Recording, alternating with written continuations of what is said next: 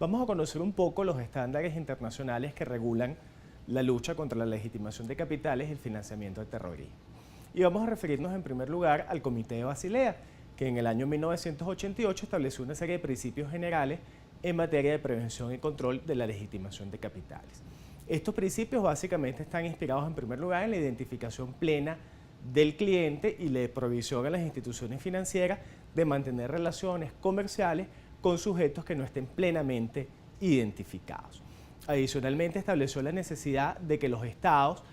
crearan mecanismos en sus legislaciones internas que permitieran el aseguramiento y control del cumplimiento de este tipo de normativas referidas básicamente a la realización de operaciones sospechosas. Adicionalmente, se estableció la necesidad de la cooperación entre las autoridades judiciales de los distintos estados para la persecución de este tipo de actividades ilícitas y en particular los temas referidos a confidencialidad del secreto bancario.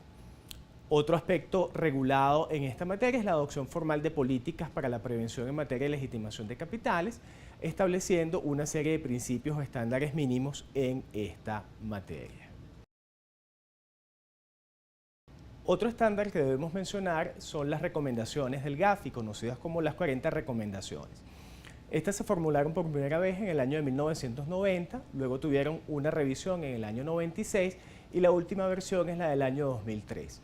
Estas recomendaciones básicamente hacen referencia a la necesidad de tipificar la legitimación de capitales como un delito autónomo e independiente de cualquier otro tipo de actividad delictiva, a diferencia de lo que ocurría inicialmente, donde siempre se le vinculaba el delito de legitimación de capitales básicamente a los delitos vinculados con drogas. GAFIC lo que nos propone es crear una figura independiente, un delito autónomo distinto de los demás tipos delictivos. Adicionalmente, establece la necesidad de incluir en la legislación nacional un régimen de responsabilidad penal para las personas jurídicas,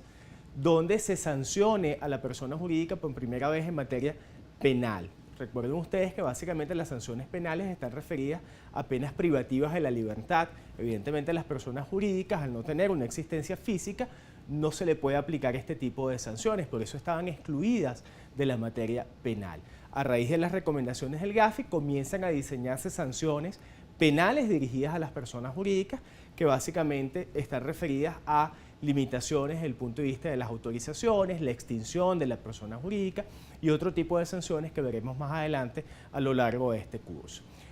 También se establece la necesidad de incluir en la legislación nacional la figura del comiso de los activos provenientes de legitimación de capitales, es decir, que el Estado se apropie de este tipo de bienes, la necesidad de que el secreto y la confidencialidad bancaria no limiten o no sean un obstáculo para la persecución de este tipo de ilícitos. Adicionalmente, se establece el deber que tienen los sujetos obligados de adoptar medidas oportunas y suficientes para conocer a los clientes,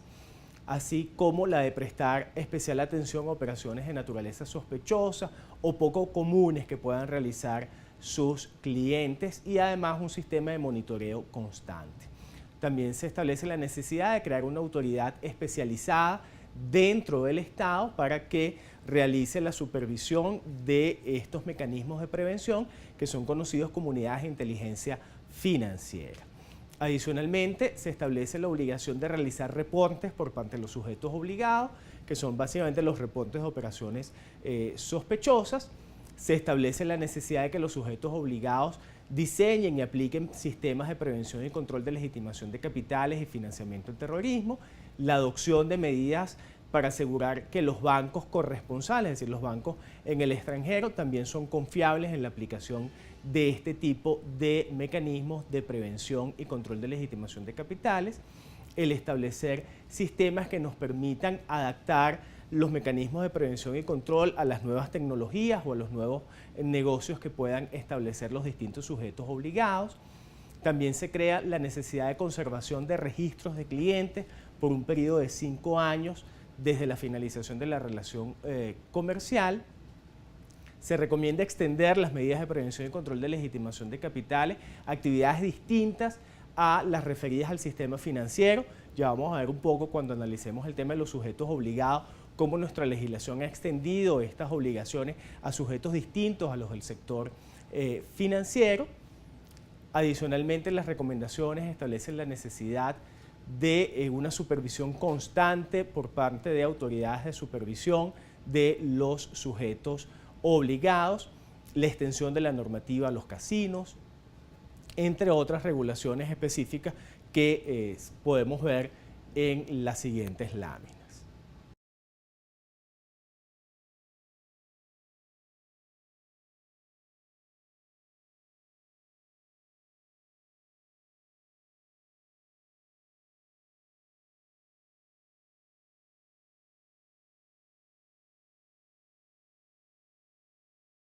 Otro estándar importante que debemos mencionar son las recomendaciones de la ONU en materia de prevención y control de legitimación de capitales. La primera de ellas es la Convención de Viena del año 1988, que aborda 3 puntos básicos. Primero, medidas frente al tráfico ilícito de drogas, la relación entre el tráfico ilícito de drogas y los procesos de legitimación de capitales y la necesidad de establecer mecanismos de prevención y control de la legitimación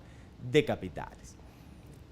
La segunda convención es la Convención de Palermo del año 2000, la cual establece básicamente los conceptos referidos a delincuencia organizada transnacional, donde ya los temas de legitimación de capitales dejan de estar vinculados a los ilícitos de droga y ya comienza a observarse como un delito autónomo independiente, vinculado básicamente a temas de delincuencia organizada, y comenzamos a observar el concepto de delito grave, que es todo aquel delito que tiene una sanción superior a los 4 años de privación de libertad, que son básicamente los delitos que generan los procesos de legitimación de capitales. Otro estándar que debemos mencionar es el del Comité de Basilea del año 2001, que está referido básicamente a la diligencia que deben mantener las instituciones bancarias en cuanto al conocimiento de los clientes, a diferencia del estándar que ya analizamos anteriormente. Este nos exige el establecimiento por parte de la institución financiera de políticas claras y precisas sobre la aceptación de clientes en cuanto a requisitos, segmentación de cartera y otros mecanismos de control. También se establece la necesidad de que cada institución tenga un funcionario imparcial que sea el que evalúe realmente el cumplimiento de estos extremos o de estos requisitos distintos a las áreas de negocio u operativas de la institución financiera, así como la necesidad de establecer seguimiento a cuentas de alto riesgo y la definición de gestión de riesgo dentro de cada una de las instituciones financieras. También encontramos las recomendaciones del Foro Conjunto entre el Comité de Basilea, la IAES y la IOSCO del año 2003 con una actualización en el año 2005. Aquí básicamente lo que se trataba de establecer era estándares comunes para los 3 sectores financieros: banco, mercado de valores y el sector asegurador, referidos a la identificación de los clientes, el monitoreo de cuentas y transacciones,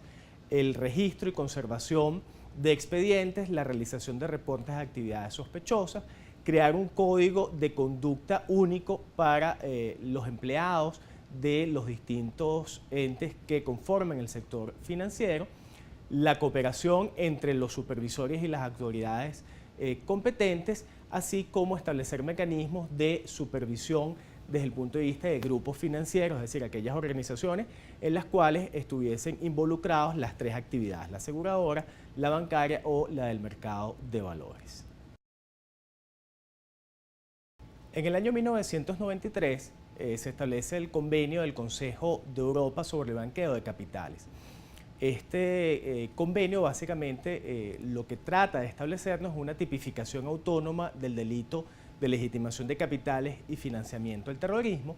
Adicionalmente, se nos crean las figuras del comiso sobre los bienes de origen delictivo, así como el congelamiento de los bienes y de las cuentas propiedad de los grupos de delincuencia organizada. Se establece la responsabilidad de las personas jurídicas y básicamente se regula todo el tema referido a la cooperación internacional a través de las unidades de inteligencia financieras que deben ser creadas en cada uno de los estados. También encontramos las recomendaciones del Grupo Edmond del año 1995. El Grupo Edmond es una organización que agrupa todas las unidades de inteligencia financiera a nivel mundial. Y básicamente lo que perseguía estas recomendaciones es facilitar el intercambio de información entre las distintas unidades de inteligencia financiera y establecer los parámetros para la utilización de esa información, limitada básicamente a los casos que fuesen investigados por cada una de estas unidades de inteligencia financiera. Las recomendaciones de la CICAT,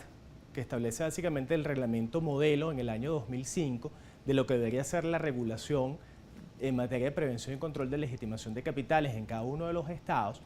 nos establece aspectos fundamentales en esta materia referidos básicamente a identificación y conocimiento de los clientes, la necesidad de que las cuentas que se aperturen en las instituciones financieras sean cuentas nominativas, es decir, no cuentas cifradas ni cuentas secretas,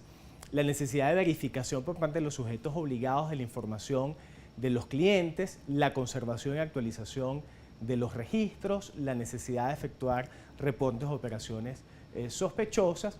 y fundamental el principio de confidencialidad